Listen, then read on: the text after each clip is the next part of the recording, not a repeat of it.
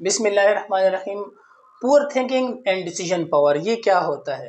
Actually یہ وہ چیز ہے کہ جب انسان ایک چیز کو نہ سوچ سکتا ہے نہ اس کا ڈیسیجن لے سکتا ہے، یہ وہ چیز ہے۔ اب یہ ہمارے جو کلچر ہے، یعنی ہماری جو سوسائٹی ہے، اس میں ڈے بائی ڈے عام ہو رہی ہے، جس کی وجہ سے ہم لوگ زوال کا شکار ہو رہے ہیں۔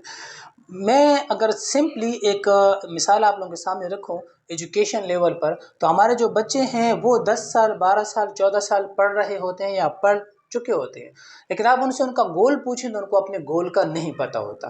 اب ان کے ذہن میں یہ جو گول دینا ہے نا، یہ ٹیچرز کا کام ہے اور اس کے علاوہ پیرنٹس کا کام ہے۔ ٹیچرز کی سکلز جو ہیں وہ اپنی جگہ پر، کیونکہ ٹیچرز کا کام ہے موٹیویشن دینا اور ٹیچر کا کام ہے ایجوکیشن دینا۔ اب پیرنٹس کا کیا کام ہے؟ پیرنٹس کا کام یہ ہے کہ اپنے بچوں کے ساتھ انڈلج رہیں، ان کے ساتھ ان ٹچ رہیں اور ان کو ان کے گول کے بارے میں بتائیں اور سمجھائیں۔ ہم ہمیشہ ایک بات کرتے ہیں کہ ڈاکٹر کا بیٹا ڈاکٹر ہوتا ہے اور چپڑاسی کا بیٹا چپڑاسی ہوتا ہے، یہ بات بالکل ٹھیک ہے، لیکن کبھی بھی ہم نے اس کا بیک گراؤنڈ نہیں دیکھا کہ ڈاکٹر کا بیٹا ڈاکٹر کیوں ہوتا ہے اور چپڑاسی کا بیٹا چپڑاسی کیوں ہوتا ہے۔ اس کی ایک واضح مثال میں دوں کہ ڈاکٹر کے بیٹے کو پتہ ہوتا ہے کہ میں نے کون سی ایجوکیشن لینی ہے اور کس ادارے سے لینی ہے اور آگے جا کر میں نے کیا کرنا ہے، تبھی وہ جا کر ڈاکٹر بن جاتا ہے۔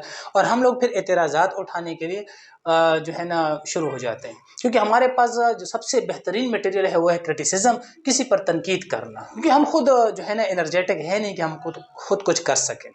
دوسری جو چیزیں ہمارے معاشرے میں سوسائٹی میں وہ یہ ہے کہ ہمارا بچہ جب چپڑاسی کا بیٹا ہوتا ہے وہ چپڑاسی اس وجہ سے بن جاتا ہے کہ اس کے پاس کلاس 4 جو اس کا فادر ہے نا، اس کے پاس سوچ ہی کلاس 4 والی ہے، تو تبھی اس کا جو بچہ ہوتا ہے وہ آگے نہیں جاتا۔ آپ دیکھ لیں اگر کسی کی سوچ کوئی کلاس 4 ہو، جیسے ریسنٹلی سوشل میڈیا پر بھی ایک والد صاحب آئے جن کی بیٹی نے CSS کا ایگزام کلیئر کر لیا، تو اس کی بنیادی وجہ کیا ہے؟ اس کے پیرنٹس ہیں۔ اس کے پیرنٹس نے اس کو وسیع سوچ دی ہے، اس کو تھنکنگ دی ہے، اس کو ڈیسیجن پاور دی ہے۔ یہ بنیادی وجہ ہے کہ ہمارے بچوں کو اپنے گول کا پتہ ہی نہیں ہوتا۔ ڈے بائی ڈے ہمارے بچے اپنا گول چینج کرتے رہتے ہیں۔ جب بھی ایک بچہ یا بچی پیدا ہوتی ہے یا ہوتا ہے تو ہمارے والدین کہتے ہیں کہ ہم اسے بڑا ہو کر ڈاکٹر بنائیں گے، لیکن ہمیں یہ نہیں پتا کہ میڈیکل میں صرف ڈاکٹر ہی فیلڈ نہیں ہے بلکہ 200 اور بھی اس کے ساتھ اٹیچ فیلڈ ہیں۔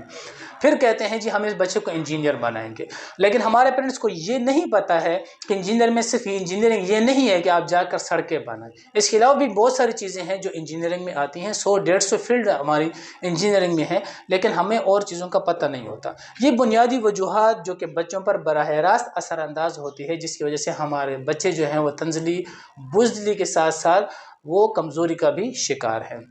اس کے علاوہ اگر دیکھا جائے تو ہم لوگ جنرل ایجوکیشن پر انتہا زیادہ توجہ دیتے ہیں، جبکہ آپ جاپان جیسے ممالک کو دیکھیں جہاں پر ایٹم بم پھینکا گیا تھا، لیکن اس کے بعد جاپان نیچے سے زمین سے اٹھا گرو ہوا، اور آج وہ جاپان کہاں پر ہے؟ اس کی بنیادی وجہ اس کی IT ہے، یعنی جو ڈپلوماز ہیں، یعنی electrical diploma, mechanical diploma, civil diploma, cooking, food, designing, اس کے علاوہ اور بھی بہت ساری چیزیں ہیں۔ یہ ہم اپنے بچوں سے نہیں کرواتے اور یہ چیز ساری کی ساری ہمیں فضول لگتی ہیں، اور جو جنرل ایجوکیشن ہے ہم بچوں کو اس کی طرف لے کر جاتے ہیں، بعد میں ہماری بچی اور بچہ کچھ بنے نہ بنے لیکن کسی پرائیویٹ ادارے کا ملازم ضرور بن جاتا ہے۔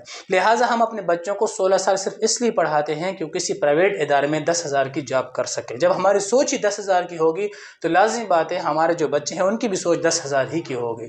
تو سب سے پہلے ہم نے بچوں کو ایک سوچ دینی ہے، ٹھیک، اور اس سوچ کے ساتھ اس بچوں کو آگے لے کر جانا ہے، اور ساتھ ساتھ ان سے پریکٹیکلی جو کام ہے، ہمارے جو ڈپلوما ہیں یہ ہم نے کرانے ہیں۔ جب یہ ڈپلوما سے بچے کر لیں گے اور بچے سکل سیکھیں گے، ہنرمند ہوں گے، تو ہنرمند بچے ہی ملک اور قوم کا اثاثہ ہوتے ہیں۔